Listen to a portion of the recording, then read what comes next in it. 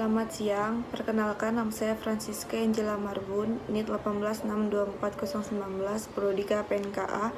Di sini saya akan menjelaskan tentang tugas psikologi tentang perilaku konsumen. Pengertian perilaku konsumen. Perilaku konsumen merupakan proses yang akan dilalui oleh seseorang dalam melakukan kegiatan seperti mencari, membeli, mengevaluasi untuk dikonsumsi melalui kebutuhannya.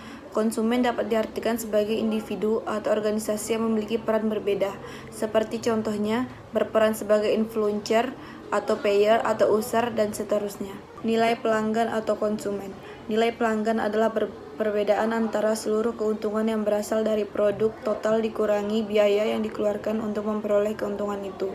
Memberikan nilai pelanggan yang unggul memerlukan organisasi atau perusahaan untuk melakukan pekerjaan yang lebih baik dalam mengantisipasi dan bereaksi terhadap kebutuhan pelanggan. Pemahaman tentang perilaku konsumen adalah dasar dalam perumusan strategi pemasaran. Sifat perilaku konsumen. Setiap individu mengembangkan konsep diri dan selanjutnya gaya hidup berdasarkan berbagai faktor internal dan eksternal. Internal itu psikologi dan fisik, sedangkan eksternal itu sosiologi dan demografis. Konsep diri dengan gaya hidup melahirkan kebutuhan dan keinginan. Banyak yang membutuhkan keputusan akan konsumsi untuk memenuhi kebutuhan hidupnya. Kita semua memiliki pandangan tentang diri kita sendiri, dan kita mencoba untuk hidup dalam cara tertentu berdasarkan sumber daya gaya hidup. Pandangan kita terhadap diri sendiri dan cara kita untuk hidup mengakibatkan keinginan dan kebutuhan yang kita bawa ke situasi sehari-hari yang selalu berhubungan dengan banyak orang. Keputusan kita dan bahkan proses pengambilan keputusan itu akan menyebabkan adanya pembelajaran yang berpengaruh terhadap faktor internal dan eksternal yang dapat mengubah atau bahkan memperkuat konsep diri dan gaya hidup kita. Kelompok pengaruh pada perilaku konsumen. Istilah kelompok dan kelompok referensi acuan perlu dibedakan. Kelompok didefinisikan sebagai dua atau individu lebih yang berbagai satu persatuan norma, nilai-nilai atau keyakinan tertentu baik secara implisit maupun eksplisit, saling berhubungan satu sama lain, sehingga perilaku mereka saling bergantungan. Sebuah kelompok acuan adalah kelompok yang dianggap memiliki perspektif atau nilai-nilai yang digunakan oleh individu sebagai dasar untuk perilakunya saat ini. 4 kriteria sangat berguna, antara lain 1.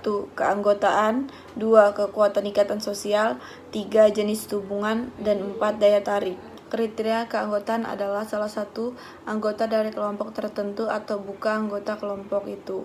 Secara umum, kelompok dapat diklasifikasi menjadi 4 dikotomi, yaitu kelompok primer versus kelompok sekunder.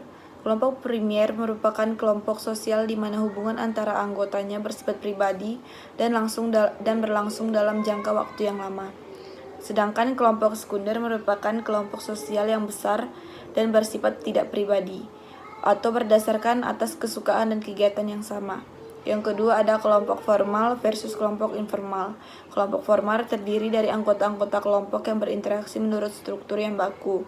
Sedangkan kelompok informal berbentuk karena anggota-anggotanya mempunyai tujuan, pengalaman, kesukaan, dan kegiatan yang sama.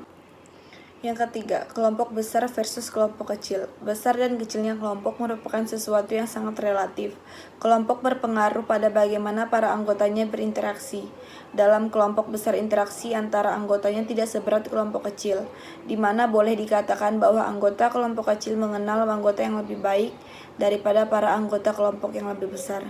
Yang keempat, ada kelompok yang mensyaratkan keanggotaan versus kelompok simbolitik. Keanggotaan dalam kelompok ini mengakibatkan seseorang menyerang nilai-nilai kelompok, mengembangkan sikap-sikap tertentu. Kelompok simbolis tidak mensyaratkan seseorang untuk menjadi anggota, walaupun orang itu bisa saja menyerap nilai-nilai dan sikap tertentu, bahkan berperilaku sesuai dengan kelompok simbolis tertentu tersebut. Kelompok simbolis bersifat tidak nyata. Sifat motivasi. Motivasi adalah alasan untuk berperilaku. Motif adalah pembangunan kekuatan batin yang merangsang dan mendorong respon perilaku dan memberikan arah terhadap respon itu. Motif adalah alasan mengapa seseorang melakukan sesuatu.